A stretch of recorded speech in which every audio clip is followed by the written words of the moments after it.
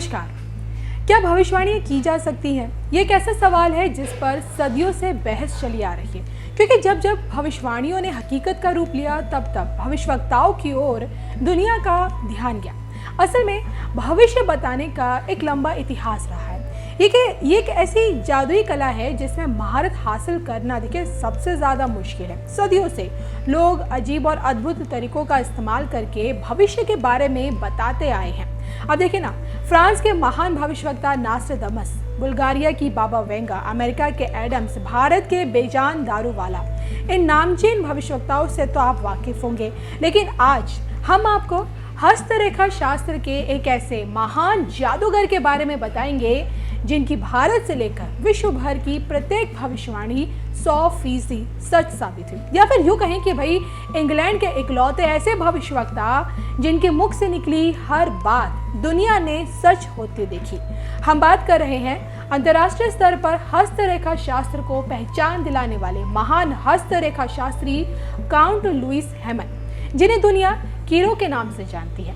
अब आप कहेंगे कि अगर किस्मत हाथों की लकीरों में होती है तो जिनके हाथ नहीं होते, किस्मत तो उनकी भी होती है।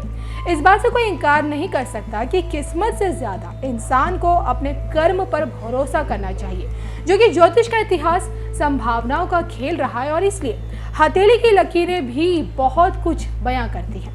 तो हस्तरेखा शास्त्री कीरों में न सिर्फ हथेली की इन्हीं लकीरों को पढ़ने की कला थी, बल्कि उनके मुख से निकली एक एक भविष्यवाणी सच भी साबित हुई। कीरों ने अपने जीवन काल में हजारों भविष्यवाणियां की और उनकी लगभग सारी की सारी भविष्यवाणियां बिल्कुल सटीक और बिल्कुल सत्य साबित हुई। कीरों ने अपने जीवन में पहली भविष्यवाणी तब की थी जब वो महज 12 साल के थे। उन्होंने एक आयरिश नेता वॉल्स स्टीवर्ट का हाथ देकर यह बता दिया था कि भाई उनके राजनीतिक करियर का अंत एक महिला के कारण होगा। और इसके बाद कुछ साल बाद कीरों की यह भविष्यवाणी बिल्कुल सच साबित हुई। कीरों का मानना था कि अगर व्यक्ति का हाथ देखा जाए तो उसे उसकी पिछली जिंदगी का हाल पहले बताना चाहिए, कारण इससे उसे यकीन हो जाता है कि भाई जो व्यक्ति मेरा भूतकाल सही बता रहा है वो भविष्य भी सही बताएगा। अब अगर कीरों की भविष्यवाणियों पर एक नजर डालें तो यहूदी अपने स्वतंत्र राष्ट्र की मांग करेंगे, इजराइल नामक एक राष्ट्र का निर्माण करेंगे और वहां लंबे समय तक युद्ध चलता रहेगा। उनकी यह भविष्यवाणी अक्षरशः सच साबित हुई। साल 1931 में कीरों ने लिखा था कि एक दशक के अंत में एक विश्व युद्ध होगा, इंग्लैंड भारत को आजादी दे देगा, मगर वहां मुस्लिमों और हिंदुओं के बीच में इस सदी का भीषण खून खराबा होगा। इसी दौरान फ्रांस के साथ इटली तथा जर्मनी की जंग तय है। अमेरिका जापान के साथ जंग में उलझेगा, जिसके नतीजे बहुत भयानक होंगे। वहीं आयरलैंड में एक गृह युद्ध होगा। तो कीरों की इन तमाम भविष्यवाणियों को सच साबित होता पूरी दुनिया ने देखा। अब आपको ये जानकर हैरानी होगी कि विश्व भर की भविष्यवाणियां करने वाले कीरों का संबंध भारत से भी रहा है। जी हाँ, बताया जाता है कि 17 साल की उम्र में कीरों के पिता ने उन्हें लंदन भेजा, लेकिन वो लंदन जाने के बजाय हिंदुस्तान चले आए।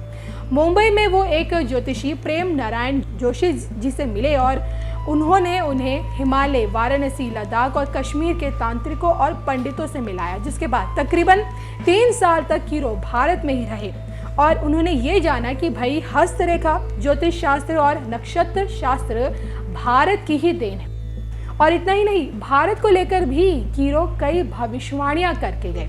उनका कहना था, भारत का सूर्य बलवान है एवं कुंभ राशि में है, इसलिए भारत की प्रगति को दुनिया की कोई ताकत नहीं रोक सकती है। यहीं पर एक चेतना पुरुष का जन्म होगा, जिसकी आध्यात्मिक क्षमता समस्त विश्व की भौतिक क्षमता से कई गुना ज्यादा होगी। वह गुरु शिष्य परंपरा का पालन करेगा। उसके अनुयायी हर धर्म, जाति व संप्रदाय के होंगे।